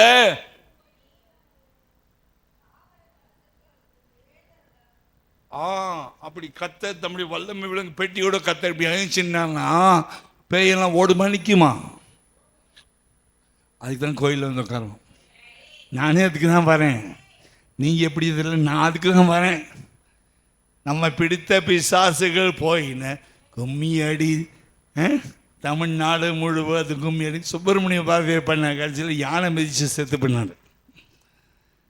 நம்ம பிடிச்ச பிசாசெல்லாம் போகணும்னா வந்து கும்மி அடிங்க. அடிக்கிற அடியில் வெள்ளையும் இல்லை, கருப்பம் போவான். ஆமே. நாம் கும்மி அடிக்க தெரியல, வீட்டில் கும்மி அடிக்கிறோம். சொந்தக்கார வீட்டில் போனால் கும்மி அடிக்கிறோம், கல்யாண வீட்டில் போனால் கும்மி அடிக்கிறோம். தேவ சமூகத்தை கும்மி அடி, பேய் ஓடுதா பாரு. சொந்தக்கார வீட்டில் கும்மி அடித்தா பேய் எக்ஸ்ட்ரா வரும். ஆனால் இங்கே வந்து கும்மி அடிச்சுன்னா பேய் எல்லாம் ஓடி போயிடும்.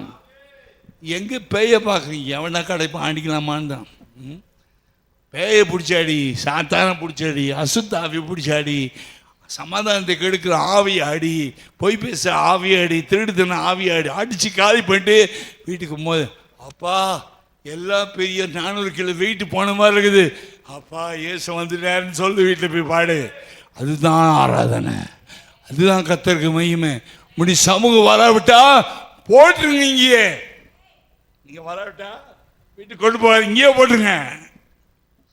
புரியுதா? புரிஞ்சுதா? ஸ்தோத்திரம். இன்னைக்காவது புரிஞ்சுது. 27 வருஷம் கழிச்சு இன்னைக்காவது புரிஞ்சுது. கர்த்தர் உங்களை ஆசீர்வதிப்பாராக. தெய்வ பிரசன்னம் சாதாரண காரியம். வல்லமை விலங்கு பெட்டி எழுந்தருளும். வாசிங்க. அதுக்கு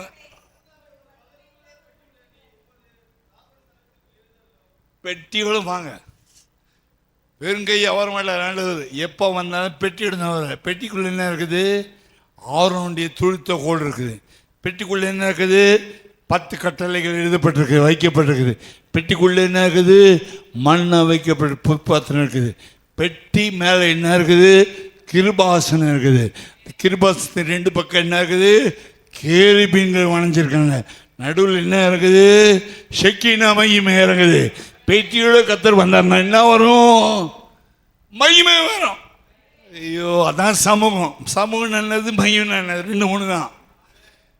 கர்த்தர் எங்கே வராது? தாபரஸ்தலம். தாபரஸ்தலம்னா ஆலயத்தில். பெட்டி வர இடம் ஆலயம். ஆமேன், ஆமேன். வீட்டுக்குள்ளே ஜெபிக்கும் போது 2-3 பேர் கூடி ஜெபிச்சா அது குடும்பம் ஜெபம். 2-3 பேர் கூடுகிற இடத்துல நான் மத்தியில் வரேன். ஆலயத்தில் ஆராதிக்கும் போது பெட்டியோடு எந்திரிக்கிறார். பெட்டியோடு எந்திரிக்கிற இடம் வேற. 2-3 பேர் வீட்டில் ஜெபிக்கும் போது உள்ளே வந்து நிற்கிறார், உதவி செய்கிறார், ஜெபத்தை கவனிக்கிறார். ஆலயத்தில் ஜெபிக்கும் போது பெட்டியோடு நிற்கிறார். பெட்டியில் என்ன இருக்குது? வல்லமை விளங்கும் பெட்டி. சொல்லுங்க. இந்த வல்லமை விளங்கும் பெட்டி தூக்கி நிற்கிறார் ஆண்டவர் சபையில். நான் ஏன் ஆண்டுக்கு பயப்படுறேன் தெரியுமா? மனுஷருக்கு எனக்கு பயம் இல்லை. இந்த பெட்டி தூக்கி நிற்கிறல்ல, அவருக்கு தான் வந்து ஊழியம் செய்கிறேன். அவருக்கு நான் பயப்படுறேன். என்னை அழைத்தவர் பெட்டியோடு தான் அழைச்சார். ஆமேன். என் பெட்டி வீடு நாடு கீழெல்லாம் தூக்கிட்டு போட்டு வரும்போது ஒரு பெட்டி தான் என் கூட வந்துச்சு. அந்த பெட்டி தான் கர்த்தராகிய இயேசு கிறிஸ்து. ஆண்டவர் அந்த பெட்டியை தான் அங்கே எழுப்பி நிற்க வைக்கிற ஆலயத்தில். அதுதான் சகல கிருபை. ஆண்டவர் சகல கிருபை பொருந்த தேவன் சபையில் பெட்டியோடு நிற்கிறார். ஆமேன், ஆமேன். ஏன் கர்த்தருடைய ஆலயத்துக்கு வரவங்கள வராதவங்களையும் நேசிப்பேன், வரவங்கள அதிகமாக நேசிப்பேன். ஏன்னா அவங்க பெட்டிக்கு பயப்படுறாங்க, அவங்க தேவனுக்கு பயப்படுறாங்க, அவங்க தேவனை நேசிக்கிறாங்க, அவங்க தேவ சமூகத்தை விரும்புகிறாங்க, அவங்க கர்த்தருடைய வாஞ்சியாக இருக்காங்க, அவங்க கர்த்தர் வரைக்கு போகணுன்னு ஆயத்தமாகறாங்க. தெய்வ பயம் நெஞ்சுக்குள்ளே இருக்குது, படுப்பதாக இருக்குது. ஆகையினால் சபைக்கு ரெகுலராக வரவங்கள ரொம்ப நேசிப்பேன், மற்றவர்களையும் நேசிப்பேன். நேசிப்பது ஒன்று, அதிகமாக நேசிப்பது வேறு. தாவீதை நேசித்த விதம் வேறு, கர்த்தர் சிம்சோனை நேசித்த விதம் வேறு. ரெண்டு பேரும் நேசித்தார். ஒரு வீட்டில் 4-3 பிள்ளைங்க இருப்பாங்கன்னா அதில் ஒரு பிள்ளையை ரொம்ப நேசிக்கிறாங்கன்னா அந்த பிள்ளையுடைய வாயில் உண்மை தான் வரும். அந்த பிள்ளை கையில் காசு ஒரு 5000 ரூபா கொடுத்து அமிச்சாலும் அதுக்கு செய்ய வேண்டிய செலவை கரெக்டாக செஞ்சுட்டு, டாடி மம்மி இது எதுக்கு நான் சொல்ல பண்ணேன், நான் லிஸ்ட்டு போட்டிருக்கேன், பில்லு வச்சுருக்கேன், இது மீதி காசு இருந்தாலும் வந்து கொடுக்கும். அந்த பிள்ளையை தான் அப்பா அதிகமாக நம்புவார், அம்மா அதிகமாக நம்பும். இன்னொரு பிள்ளைகிட்ட கொடுத்தா, போன மம்மி நான் வாங்கிட்டேன் மம்மி, மிச்சம் ஒரு 500 ரூபா இருந்துச்சு, ஒரு சுடிதார் வாங்கி போட்டே வந்துட்டேன் மம்மின்னு. என்ன பண்ணுவார் மம்மி? அந்த 500 ரூபா வச்சு தான் அடுத்த நேரத்துக்கு குழம்பு வைக்கணும். இது சுடிதார் மடித்து எடுத்து இப்படி குழம்பு வைக்கிறது. சோத்திரம் ஆண்டவர். இந்த பிள்ளையை நம்புவாங்களா மம்மி? இல்லை மிச்சம் 500 ரூபா கொண்டு வந்து கொடுக்குற பிள்ளைன்னு நம்புவாங்களா? அதுதான் தாவீது ஸ்பெஷல். சிம்சன் ஸ்பெஷல் இல்லை. எங்கேயா கிடைக்குதா, யார் பண்ணினா கிடைச்சா அந்த பொம்பளை பண்ணி படுத்துக்குவான். அவன் என்ன உண்மை இல்லை, அவன் அந்த தெரியல முடிய படுத்து இருக்க முடியும் போச்சு, மொட்டை அடித்தான். இன்றைக்கி திருப்பதியில் மொட்டை அடிச்சிட்ருக்காங்க. ஆனால் ஆபிரகாம் எல்லாத்தையும் மொட்டை அடித்து கர்த்தர் அனுப்பினா கூட விசுவாசத்தை பிசாசு மொட்டை அடிக்க முடியலை. அவன் நம்பிக்கை ஸ்ட்ராங்காக இருந்துச்சு. உடம்பு வீக்கானா கூட மைண்டு வீக்கால. உடம்பு வீக்காகலாம், மைண்டு வீக்கக்கூடாது. மைண்டு வீக் ஆச்சுன்னா லூஸு, உடம்பு வீக் ஆச்சுன்னா வியாதியஸ்தன். உடம்பு வீக் ஆகனா கூட ஏதோ மருந்து மாத்திரை கொடுத்து சரி பண்ணிக்கலாம். மைண்டு வீக் ஆகிடுச்சுன்னா கிறுக்குத்தனம் பிடிச்சிச்சின்னு அர்த்தம். மைண்டு வீக் ஆகிடுச்சுன்னா ஒன்றும் பண்ண முடியாது. அப்போ ஆபிரகாமுடைய உடம்பு வீக்கு, ஆனால் மைண்டு ஸ்ட்ராங்கு. எப்படி அந்த 99 வயசில் மைண்டு ஸ்ட்ராங்கு எப்படி இருந்துச்சு? சில இடங்களில் பிரசங்கம் பண்ணும்போது சொல்லுவேன், பாஸ்ட் நடக்கவே முடியும், நடந்து வர்றாரு, ஏச்சுனாலும் சிங்கம் மாதிரி முழங்குறாரு. யோ உடம்பு வீக்கியா, மைண்டு ஸ்ட்ராங்கியா? ஆமே. எவ்வளோ பேர் உடம்பு ஸ்ட்ராங்காக இருக்காங்க, மைண்டு லூஸாக இருக்காங்க. நாங்கள் மைண்ட் லூஸாக இருக்க மாட்டோம். உடம்பு வீக்காக இருந்தாலும் விசுவாசத்தில் வல்லவனானோ. ரோமன் 4ஆம் அதிகாரத்தில் பலவீனமாக இருக்கவில்லை. 19ஆம் வசனம், விசுவாசத்திலே பலவீனமாக இருக்கவில்லை.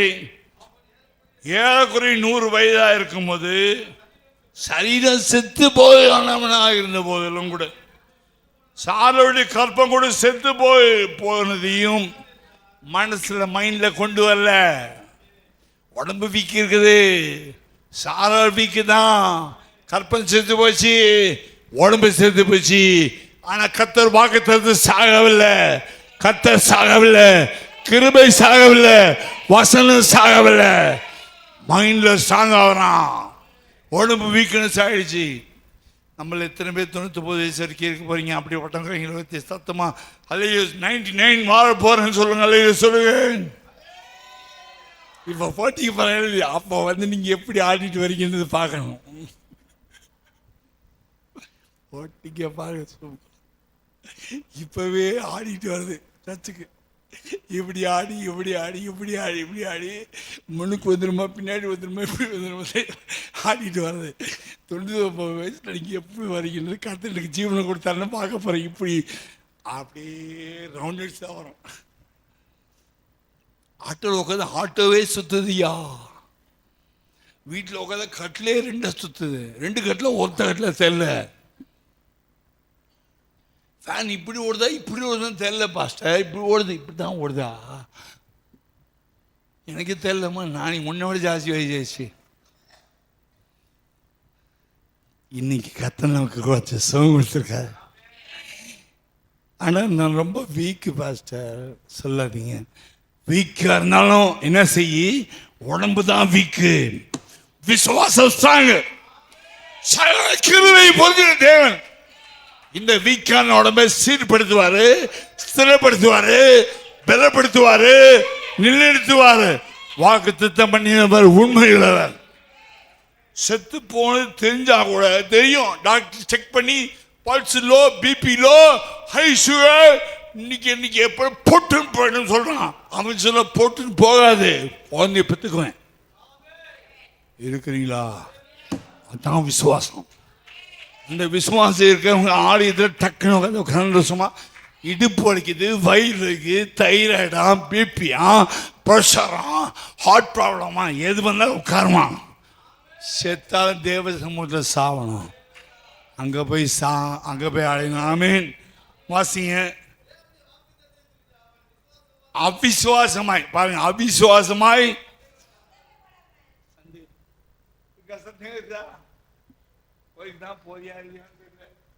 சந்தேகம் என்ன பண்றது? சரில நீ கோயிலுக்கு தான் போயிட்டு வந்தியா? வீட்டில் போன கேட்பாங்க, சர்ச்சுக்கு தான் போயிட்டு நீ சர்ச்சுக்கு போயிட்டு பார்த்தா சர்ச்சுக்கு போயிட்டு வந்த மாதிரி தெரியலையே. அதுதான் ஒழுங்கா வயிற்றில் வந்துருப்பானா சொல்ல மாட்டாங்க. நீ கலரில் போயிட்டு எங்கே போனோன்னு தெரியும். அதனால் ஒழுங்கா சர்ச்சுக்கு வந்துட்டு போகிறீங்க. எத்தனை பேர் நம்புறாங்கன்னு தெரியல. வீட்டில் சொந்தக்கார வீட்டுக்குள்ளே போயிட்டு போகலாம், நீ கலரில் தான் போகிற. அதனால தான் நாங்கள் என்ன செய்வோம், சின்ன வயசில் ஒழுங்காக ஒயிட் பேண்ட் ஒயிட் ஷர்ட் போட்டு கோயிலுக்கு போவோம். ஏன்னா என் பையன் எங்கன்னா போய் பம்பரம் விட்டு வந்துடுவானு பார்த்தோன்னே எங்கள் அப்பா அன்னைக்கு கூட இல்லை, ஒழுங்காக மரியாதை பைபிளை தூக்கிட்டு ஒயிட் ஷர்ட்டு ஒயிட் துணி போட்டு குளிச்சுட்டு எங்கள் அப்பாவுக்கு முன்னாடி ஃபஸ்ட்டு அவங்களுக்கு முன்னாடி போய் உட்காந்துருவேன். ஏன்னா எங்கள் அப்பா ஏய் எங்கே கிரீஷனோட போயிருப்பாடா, பம்பரனோட போயிருப்பான்னு சொல்லிட்டாருன்னு சந்தேகம் வந்துடக்கூடாதுல்ல. சந்தேகம் வராதபடிக்கு நம்ம நடந்துக்கணும். ஆமீன். நாட்டை எடுத்துகிட்டு பல்லவர் போயிட்டாங்க. பல்லவர் போயிட்டு சும்மா கடைத்தெரு பார்த்துட்டு வந்தேன், கோயிலுக்கு வர முடியல. யாரோ பல்லவர் நாளைக்கு பார்த்து ஒரு விசேஷி பார்த்துட்டான். என்ன பண்ணுவீங்க? பாஸ்டர் சொன்னாங்க, தயவுசெய்து பாஸ்டர் சொல்லாதீங்க, நான் பல்லவரத்தை சுற்றிட்டு சுடிதார் நைட்டி எடுத்துகிட்டு இருந்து சொல்லிடாதீங்க, கோயிலுக்கு போகல இன்னைக்கு. அம்மா நான் முதல்ல சொல்லுவான், பார்த்தேன் பாஸ்டர் அந்த அம்மாங்க சுற்றினாங்க, சுடிதார் எடுத்தாங்க. சகல கிருபியும் புரிந்து சும்மா இருப்பாரா? தேவன் நல்லவர். பாருங்க, சந்தேகப்பட அவிசுவாசமாய் சந்தேகப்படவில்லை. தேவன் வாக்குத்தத்தம் பண்ணி நிறைவேற்ற வல்லவராயிருக்கிறார் என்று முழு நிச்சயமாய் நம்பி, செத்தா சாவரண்டா, கர்த்தர் வாக்குத்தத்தம் பண்ணிட்டாரு, மரியாதை குழந்தை கொடுப்பாரு. செத்து போன உடம்புல கூட, செத்து போனா கூட சாவுப்பட்டி இருந்து எழுப்பியாவது குழந்தை கொடுப்பாரு. சாரார் செத்து போய் அடக்கமான கூட எழுப்பி குழந்தை கொடுத்துட்டா சாவு அடிப்பாரு. அதுதான் ஆபிரகாமுடைய விசுவாசம். சும்மா ஒன்று விசுவாசத்துக்கு ஃபாதர் ஆஃப் ஃபெய்த், விசுவாசத்துக்கு தகப்பன் அப்படி சும்மா சொல்ல முடியாது. ரொம்ப டெஸ்ட் பண்ணியாச்சு. 10 தடவை டெஸ்ட் பண்ணி சிமெண்ட் நிற்குமா பொத்துன்னு கொடுத்துருமாண்டு அடிப்பான். தண்ணி அடிச்சு போவான், ஃபுல்லாக ஃபோர்ஸ் கொடுத்து அடிப்பான். பொத்துன்னு காலில் வந்துச்சுன்னா சிமெண்ட்டு ப்ரொப்போர்ஷன் சரியில்லை, அந்த கம்பெனி மாற்று, டெண்டர் மாற்று. நீங்கள் இருக்கிறீங்க கம்பெனி அப்படி தான். அன்னி போட்டு டெஸ்டிங் பண்ணுறீங்களா? டெஸ்டிங் பண்ணணும். அப்போ கற்று நம்ம டெஸ்டிங் பண்ணுவார். 75 வயசு 99 வயசு வரைக்கும் சாவர வரைக்கும் இப்போ சாமு அப்படியே பார்க்குறாரு. என்ன பண்ணுறோம்? விசுவாசம் ஸ்ட்ராங்காக இருக்குதா? விசுவாசம் ஷேக்காதா? விசுவாசம் பொத்தும் தான். என்ன கத்தர் செஞ்சான்னு கேட்குறான். ஒரு கேள்வி கேட்கல பாருங்கள். 25 இயர்ஸ் டெஸ்ட்டு. உங்களுக்கு நிறைய பேர் 24-25 இயர்ஸ் டெஸ்ட் போயிருக்குது. இப்போ உங்கள் விசுவாசம் ஷேக்காதா இல்லையான்னு கத்தர் பார்க்குறாரு. அவன் 25 இயர்ஸ் கழிச்சு அவன் அசையலை. அவன் விசுவாசத்தில் வல்லவனானா. நம்பிக்கை ஏது இல்லாத இடத்துல விசுவாசம். சந்தேகப்படக்கூடிய இடத்துல வந்தபோது கூட அவன் அவிசுவாசியாய் சந்தேகப்படாமல், அவிசுவாசமாய் சந்தேகப்படாமல் தேவன் வாக்குத்தத்தம் பண்ணி நிறைவேற்ற சகல கிருபை சீர்படுத்தி ஸ்திரப்படுத்தி பலப்படுத்தி நிறுத்துவார் என்பதை விசுவாசித்தான். தேவனை மகிமைப்படுத்தி விசுவாசத்தில் வளர என்ன எப்படி வளரணும்னா எப்படி மகிமைப்படுத்திடுவான்? ஆண்டவரே நீ சொல்லிட்டது 24 வருஷமா 75 வயசுல 99 வயசு வரைக்கும் ஆண்டவரே கொடுப்பேன்னு சொல்லிட்டு எனக்கு குழந்தை பிறப்பான். கொடுத்ததுக்காக சோத்திரம், கொடுத்து விட்டு சோத்திரம், பெற்றுக்கொண்டே சோத்திரம். 25 வருஷமா செஞ்சான், பெற்றுக்கொண்டானா? அப்போ என்ன செய்யணும்? நம்ம சொந்த இடம் இல்லை, பெற்றுக்கொண்டே சோத்திரம், வீடு கட்டினே சோத்திரம், கவர்மெண்ட் வேலை கிடைச்சி சோத்திரம், ஆசி வச்சு சோத்திரம், வாக்குத்தத்தம் பண்ணிட்டு உண்மை உள்ளவர், வாக்கு மாறாதவர், செஞ்சீங்க சோத்திரம், சுகத்தை தந்தீங்க சோத்திரம், வியாதி மாற்றினீங்க சோத்திரம், செய்தபடி நான் சோத்திரம். என் பலவீனத்தை பார்க்கவில்லை, என்னுடைய வீக்னஸ் பார்க்கவில்லை. விசுவாசத்தில் வல்லவனான். அவன் மயப்படுத்தினான், கர்த்தரை துதித்தான், கர்த்தரை போற்றினான். பெற்றுக்கொண்டேன் பெற்றுக்கொண்டேன் பெற்றுக்கொண்டேன். பெறத்துக்கு முன்னாடியே சொல்ல ஆரம்பிச்சிட்டான். விசுவாசம் பெறத்துக்கு முன்னாடி சொல்லணும். ஆமென். அவிசுவாசம் எப்போ தெரியுமா ஸ்ட்ராங்காக ஸ்தோத்திரம் சொல்லும்? கடிச்ச பிறகு சாட்சி கொடுக்குறேன் பாஸ்டர், அப்போ தான் சாட்சி வரும். அதற்கு சோகமாக சர்ச்சுக்கு வரும். ஆனால் அவன் அப்படி இல்லை. அவன் பெற்றுக்கொடுறதுக்கு முன்னாடி 25 வருஷமா தேவனை மகிமைப்படுத்தி அவன் விசுவாசத்தில் வல்லவனானா. ஆமென். 22 ஆகையால் அது அவனுக்கு நீதியாக எண்ணப்பட்டது என்பது அவனுக்கு மாத்திரமல்ல, அவனுக்காக மாத்திரமல்ல, உனக்காகவும் எனக்காகவும் எழுதப்பட்டிருக்குது. நம்முடைய கர்த்தராகிய இயேசுவை மரித்தோர் எழுப்பினர் விசுவாசிக்கிற நமக்கும் அப்படியே என்ன பண்ண அவர் நம்முடைய பாவங்களால் ஒப்புக்கொள்ளப்பட்டும் நீதிமான்கள் ஆக்கப்படுவதற்காக எழுப்பப்பட்டும் இருக்கிறார். அவர் யார்? சகல கிருபையும் பொருந்தின தேவன், உன்னை சீர்படுத்துகிறவர், உன்னை சிறப்படுத்துகிறவர், உன்னை பலப்படுத்துகிறவர். கடைசியில் சிங்காசனம் கொண்டு போயிட்டு உட்கார வச்சுட்டு ராணி மகா ராணின்ட்டு உன்னை அழகு பார்க்குற ஒரு மனவாடி அழகு பார்க்குற இயேசு தான் அந்த கிருபை. எல்லா கண்களையும் உள்ளம்மா, இயேசு தான் அந்த கிருபை. அவரே கிருபை, அவரே சத்தியம். இதெல்லாம் மனசுல ஆழமாக கொண்டு வாங்க. இத்தனை வருஷம் பசங்க கேட்டோம், பரவாயில்ல. இப்போது இன்னும் ஸ்ட்ராங்காக கர்த்தர் மாற்றுவார். அஸ்திபாரத்தை ஸ்ட்ராங்காக போடு. அஸ்திபாரம் அசையக்கூடாது, போட்ட பில்லர் அசையக்கூடாது, கொஞ்சம் கூட சந்தேகம் வரக்கூடாது. கர்த்தர் சொல்றதை நிறைவேற்ற வல்லவர், வாக்கு மாறாதவர், வாக்குத்தத்தை பண்ணவர், உண்மையுள்ளவர். சந்தேகப்படாதே, தேவன் சொன்ன வார்த்தை மேல் சந்தேகப்படாதே. அவர் சர்வ வல்லமையுள்ளவர். உனக்காக மட்டும் உன் பிள்ளைகளுக்காக செய்வார், உன் குடும்பத்துக்காக செய்வார். அப்படி வேலை செலுத்த செய்வார். ஹல்லேலூயா, ஹல்லேலூயா, ஹல்லேலூயா, ஹல்லேலூயா.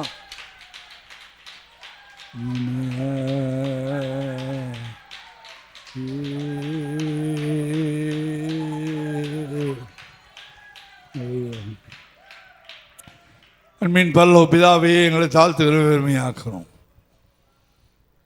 எப்படிப்பட்ட கிருபை என்பதை விவரமாய் விஸ்தாரமாய் தெளிவாய் மோசே சொல்ற, ஆண்டவரே உம்முடைய சமூகம் உம்முடைய கிருபை எங்களுக்கு முன்னே வராவிட்டா கையாலேயே போட்டுருங்கன்னு ஜெபிங்க. எவ்வளோ நேசித்தான் அவனுடைய கிருபை, எவ்வளோ பிரசனத்தை நேசித்தான். ஆபிரகாம் சொல்லும்போது இவ்வளோ வயசாக போச்சு, உடம்பெல்லாம் செத்து போச்சு, மனைவி கற்பம் செத்து போச்சு, 99 வயசாச்சு. ஆனால் சொன்னீரே, செஞ்சு தான் ஆவீர், நீ செய்யாமல் விட மாட்டீர். சொன்னதை செய்கிறவர், செய்கிறதை சொல்றவர். நான் ஆராதிக்கிற தேவன் பலவீனமான தேவன் அல்ல, சகல கிருபையும் பொருந்தின தேவன், வாக்குத்தத்தம் பண்ணின தேவன். அது என் வாழ்க்கையில், என் குடும்பத்தில், என் பிள்ளைகளுக்குள்ள கர்த்தர் தவறாமல் நிறைவேற்ற வல்லவர். கர்த்தர் அப்படி செய்ய போற அப்படின்னா சோத்திரம். எல்லாம் மகிமை நாங்கள் உமக்கு கொடுக்கிறோம். இயேசுவின் நாமத்தில் வேண்டிக் கொள்கிறோம் பிதாவே.